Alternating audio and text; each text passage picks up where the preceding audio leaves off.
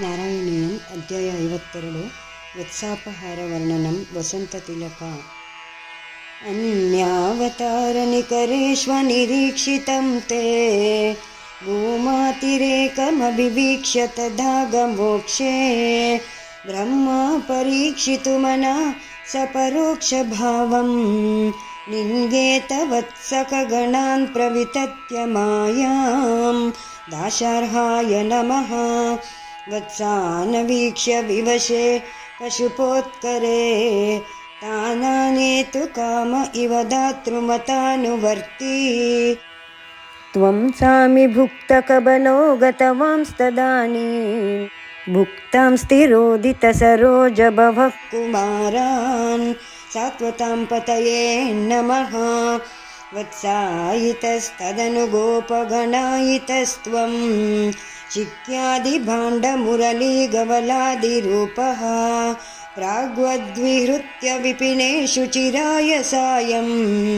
ತ್ವಂ ಮಾಯಯಾಥ ಬಹುಧಾ ವ್ರಜಮಾಯಯಾಥ ಜೀವಾಯ ನಮಃ ತ್ವಾಮೇವ ಶಿಕ್ಯ ಗವಲಾದಿಮಯಂ ದಧಾನೋ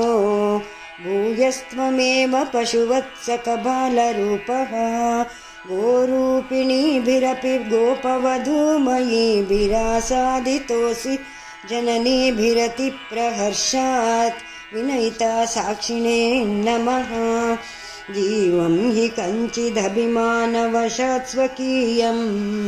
ಮತ್ವಾ ತನೂಜ ಇತಿ ರಾಗಭರಂ ವಹಂತ್ಯಃ ಆತ್ಮಾನಮೇವ ತು ಭವಂತಮವಾಪ್ಯ ಸೂನುಂ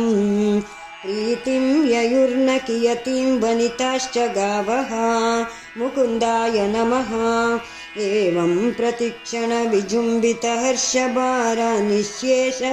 ಗೋಪಗಣಲಾಲಿತ ಭೂರಿಮೂರ್ತಿಂ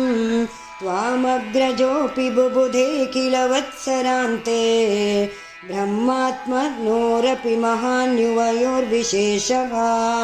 ಅಮಿತವಿಕ್ರಮಾಯ ನಮಃ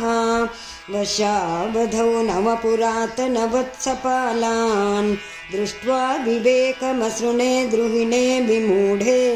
ಪ್ರಾದೀದೃಶ ಪ್ರತಿನವಾನ್ಮಕುಟಾಂಗದಾದಿ ಭೂಷಾಂಶ್ಚತುರ್ಭುಜಯುಜ ಸಜಲಾಂಬುದಾಭಾನ್ ಅಂಭೋನಿಧಯೇ ನಮಃ ಪ್ರತ್ಯೇಕಮೇವ ಕಮಲಾಪರಿಲಾಲಿತಾಂಗಾನ್ ಭೋಗೀಂದ್ರ ಭೋಗಶಯನಾನ್ ನಯನಾಭಿರಾಮಾನ್ ಲೀಲಾನಿಮೀಳಿತ ದೃಶಸ್ಸನಕಾದಿಯೋಗಿ ವ್ಯಾಸೇವಿತಾನ್ ಕಮಲಭೂರ್ಭವತೋ ದದರ್ಶ ಅನಂತಾತ್ಮನೇ ನಮಃ ನಾರಾಯಣಾಕೃತಿಮಸಂಖ್ಯತಮಾಂ ನಿರೀಕ್ಷ್ಯ ಸರ್ವತ್ರ ಸೇವಕಮಪಿ ಸ್ವಮವೇಕ್ಷ್ಯ ಧಾತಾ ಮಾಯಾನಿಮಗ್ನಹೃದಯೋ ವಿಮುಮೋಹ ಯಾವದೇಕೋ ಬಭೂವಿತ ತದಾ ಕಬಲಾರ್ಧಪಾಣಿಃ ಮಹೋದಧಿಶಯಾಯ ನಮಃ ನಶ್ಯನ್ಮದೇ ತದನು ವಿಶ್ವಪತಿಂ ಮುಹುಸ್ತ್ವಾಂ ನತ್ವಾ ಚ ನೂತವತಿ ಧಾತರಿ ಧಾಮ ಯಾತೆ ಕೋಥೈ ಸಮಂ ಪ್ರಮುದಿತೈ ಪ್ರವಿಶನ್ನಿಕೇತಂ ವಾತಾಲಯಾಧಿಪ ವಿಭೋ ಪರಿಪಾಹಿ ರೋಗಾತ್ ಅಂತಕಾಯ ನಮಃ ಇತಿ 25 ಸಮಾಪ್ತಂ. ನಾರಾಯಣ ನಾರಾಯಣ ನಾರಾಯಣ ನಾರಾಯಣ ನಾರಾಯಣ ನಾರಾಯಣ ನಾರಾಯಣ ನಾರಾಯಣ